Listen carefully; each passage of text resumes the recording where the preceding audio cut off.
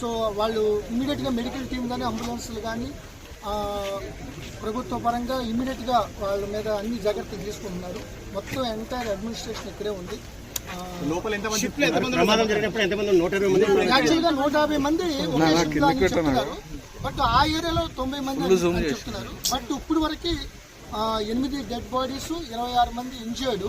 ఇంకొక చిన్న బ్లాక్ ఏదైతే రియాక్టర్ దగ్గర ఉన్న ఆ ప్రెషర్కి ఎయిర్ హ్యాండ్లింగ్ దాంట్లో ఏదైతే ప్రమాదం జరిగిందో దాని పక్కన ఇంకా దట్ ఫైరింగ్ ఇంకా అది నడుస్తుందన్నమాట. ఇంకా అది సెగలు వస్తున్నాయి. సో ఈ యొక్క ఎన్డీఆర్ఎఫ్, ఎస్డీఆర్ఎఫ్, డీడీఆర్ఎఫ్ కంటిన్యూస్గా ఆపడానికి ప్రయత్నిస్తారు. అది అయితే కానీ మనకి అవన్నీ కూడా వెరిఫై చేస్తారు. కంపెనీ వాళ్ళు, రెవెన్యూ ఆఫీషియల్స్, కలెక్టర్ గారు, ఎస్పీ గారు చెప్పిన దాని ప్రకారంగా 150 మంది పనిచేసాక 90 మంది ఉన్నారని చెప్పారు. ఇప్పుడు 14 మంది క్షతగాత్రులు, 20